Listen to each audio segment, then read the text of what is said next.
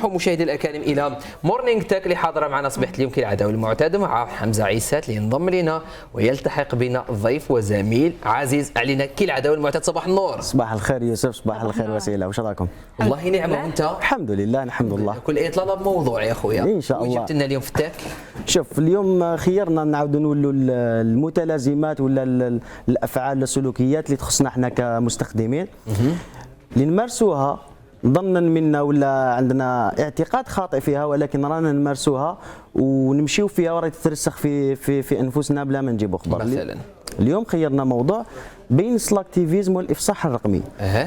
لو قد يبدو مصطلح جديد اليوم على الناس بلكي يمارسوه على بالهمش اسمه. طبيعة الحال السلاكتيفيزم خلينا نقولوا بالعربية هو الخجل ولا خلينا نقولوا الخجل الرقمي، انك كما يقول لك يرسخ فيك ولا تعتقد انك تمارس شيء ولا تتبنى قضية، ولكن في حقيقة الأمر أنك أنت ما تتبنى والو، وراك كما يقولوا طلقات عشوائية فقط. نعطوا مثال على هذا باش يفهمونا الناس، مثلا أنه لما تتبنى قضية خلينا نقولوا القضية اللي دائما توجور نضربوا بالمثال الإنساني خلينا يلا. بطبيعة الحال لما تتبنى قضية مثلا قضية غزة أو أطفال غزة وما إلى ذلك، وتروح أنت تبدل فوتو دي بروفيل مثلا، وشفناها في عديد من المرات أنه نغيروا فوتو دي بروفيل، تظن أنك تبنيت قضية وما إلى ذلك وكذا. هي جميل أنك تفصح على هذا الشيء، رانا جايين الافصاح الرقمي، جميل انك تبين الاخر تبين الموقف تاعك، ولكن في نهايه المطاف انك ما راك دير حتى حاجه في الواقع. هذا هو سلاكتيفيزم. خلينا نروحوا لشيء اخر باش يفهمونا الناس. لما تجوز عليك تعزيه وانت تعرف هذاك الشخص اللي توفى ولا ما باليش عائله من نقولوا اب ولا جد ولا اللي صديق معين، في احسن الحالات واش ولينا نديروا؟ اسمع هذا الشاطر فينا يخلي كومونتير إنا لله وإنا إليه راجعون. هذا هو السلاكتيفيزم ولا الكسل الرقمي، أنك تولي أنت تبين أنك ولا تعتقد أنك راك تمارس في جهد وراك تبين أنك عندك موقف في الواقع، ولكن هذا مجرد موقف افتراضي وهمي أنك راك تتبنى في مواقف عديدة، ولكن إن صح التعبير خلينا نقولوا باللي الموقف تاعك لن يغير شيء. هو صح لن يغير شيء، ولكن في ذاتك راك تعتقد أنه راك درت حاجة، ولكن هي في نهاية المطاف ما درت والو. خلينا نقولوا لي كومونتير لي هاشتاغ اللي نتبناوهم مع متضامن مع هادو كاع داخلين كما يقولوا في السلاكتيفيزم. على النقيض من هذا كاين الافصاح الرقمي. اسمح لي فقط قبل ما نروح الى الافصاح الرقمي، حبيت نفهم حاجه اليوم. مواقع التواصل الاجتماعي تلعب دور كبير في ايصال رساله معينه الى العالم.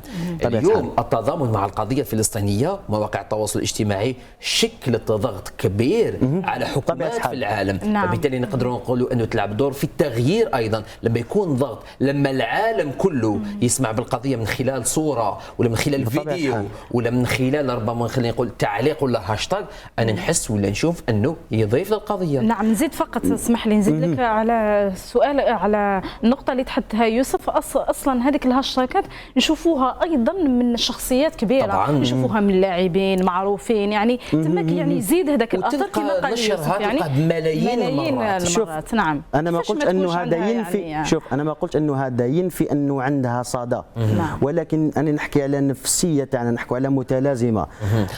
أوكي واضح. متفاهمين أنه أنت راك تحس أنك راك غيرت شيء معين، ولكن احنا خلينا نكملوا في مثال قضيه فلسطينيه. العالم كله سمع، الكل شارك، الكل نشر فيديوهات، الكل تضامن، الكل كذا، ولكن في الواقع هل تغير شيء؟ هاو السؤال الاخر. انت الاحساس اللي عندك انك غيرت، ولكن هذا الاحساس خطا، شتان بين الواقع والمواقع. بارك الله فيك. احنا لسنا ضد هذا الامر، ولكن رانا نحكيو على حاجه اللي راهي تعطيها لنا مواقع التواصل الاجتماعي ولا هذاك الشعور يعني بالرضا. بارك الله فيك، الشعور بالرضا هذاك. او عندنا بس تلقى ما قدمت لهمش واش ياكلوا. بارك الله فيك. تسمى في الواقع ما راكش دير. احنا لسنا ضد هذا، لازم ننوهوا ليه، ونشكرك انك كما يقول لك طرقت لهذه النقطه. احنا ما راناش ضد طبعا، ولكن لازم ننوه ان النفسيه تاعك هي اللي راهي دير هذه الامور هذوما. باش نمروا ثاني الافصاح الرقمي. الافصاح الرقمي خلينا ناخذوا مثال، ولو انه ما نحبش نتطرق عليه بزاف، ولكن باش يفهمونا المشاهدين. شوف الافصاح الرقمي فيه شقين. الافصاح اللي تمدوا انت للاله، اسمك لقبك كومونتير وهذا وكاع بيانات وكما قلنا يستخدموها في جهه واحده اخرى. كاين الافصاح الرقمي اللي تمدهم انت للناس، كما نقولوا الستاتيو، ما باليش انا متضارب مع جارك ولا مع زميلك تروح دير ستاتيو لي لايف تدخل لايف تلقى الناس تهدر برك وخلاص، ما محتوى فارغ جدا. الافصاح الرقمي هذا هو انك تهدر كلش بلا ما دير والو. باش تهدر برك، بارك الله فيك، تهدر كلش باش تهدر كما يقولوا، تهدر وما تقول والو، تهدر كلش في لي ريزو سوسيو. الخوارزميات تاع مواقع التواصل الاجتماعي كيفاش تتفاعل مع هذا لي لايف ولا هذه المصطلحات ولا؟ شوف رانا جاي ليها، شوف لما انت تشارك المشاعر ديالك، غضب، فرح، حزن، ايا كان الاحساس تاعك في هذيك اللحظه، قلنا في عديد من المرات ان مواقع التواصل الاجتماعي دي بخوارزمياتها تقدر انها تقرا هذا الشعور اللي راك فيه، ايموجي، قريماس، عفسه، راك تعطي لها معلومات تقدر تستخدمها وتقدر كما يقول لك توجه للمحتوى، ولا تقدر نورماليزي لك واحد المحتوى اللي انت راك في لحظه غضب خرجت درت فيديو كذا، بلوطار لي فيديو اللي حيخرجوا لك كاع في نفس السياق، وهنا اللي راح ندخلوا في حاجه اللي لا يحمد عقبه كما يقولوا عقبها فيما بعد. اعتذر معليش يا حمزه. ولكن شوف كي تتنورماليزا هذا هو المشكل. الافصاح الرقمي ما وليناش نشوفوه غير ما باليش انا، خلينا مصطلح مؤثرين على هذوما اللي يديروا لي لايف، هذا هو المصطلح اللي لازم يسموا به. ولكن ولا عند دراري صغار، يخرج يدير فيديو يهضر بطريقه ماشي نورمال كذا ويهضر برك.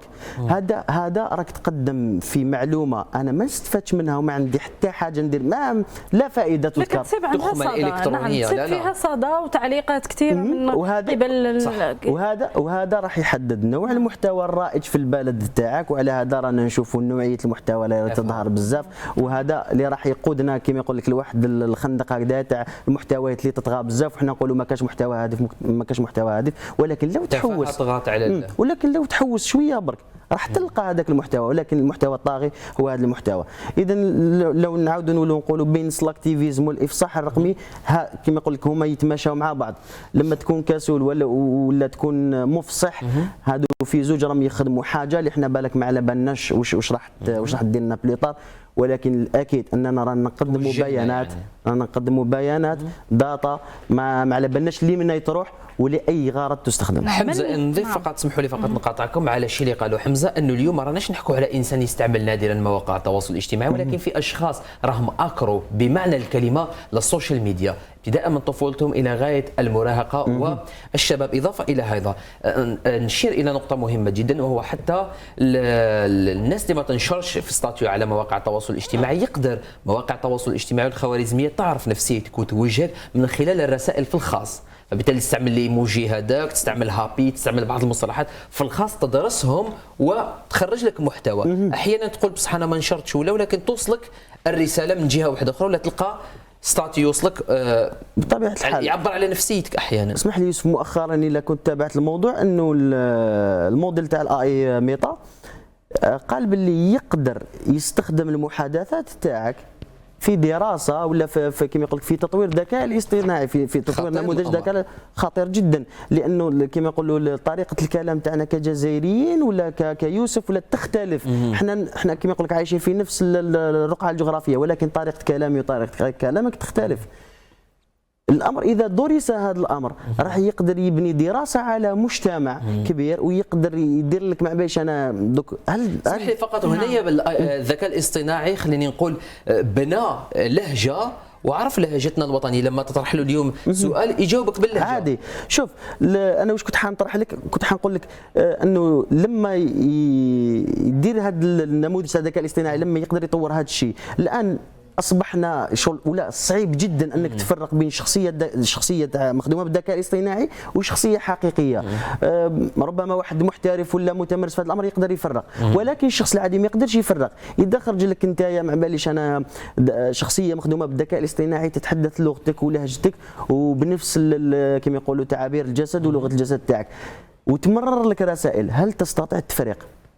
هذا هو المشكل. نعم حمزه، بخصوص تكلمت على الخوارزميات الان اللي تتحكم على الفيديوهات اللي نديروها مثلا على مواقع التواصل الاجتماعي سواء فيسبوك ولا انستغرام، هل هذه الخوارزميات تتحكم ايضا في التعليقات؟ لانه دي فوا تكون تمشي تلقى تعليق صح. كان عنده 2021 مثلا 2020 يعاود يطلع لك. هل هنا هذه الخوارزميات تتحكم ايضا في التعليقات اللي نشوفوها على الفيديوهات؟ دقيقه من الزمن. نعم بطبيعه الحال نحاولوا نخفوا في الامر. نعم نحاول نختصر. شوف هي كما قلنا في عدد من المرات ما كاش واحد يقول لك انا نعرف الخوارزميه، هذا امر مستحيل، ولكن الراجح من المقالات اللي كتبت في هذا الموضوع انه مواقع التواصل الاجتماعي والخوارزميه ترى يجس النبض تاعك كمستخدم باش تحاول تشوف مع اي نوع من التعليقات ولا مع اي نوع من المحتوى انت راك تتفاعل. اذا التعليق اللي يبان لك انت تروح ترياجي معه راح يعاود يجينيري لك ولا يعاود يخرج لك هذا النوع من التعليقات ولا هذا النوع من المحتوى. ماذا بينا حمزه المره الجايه كي تجيب معك شروق مقدمه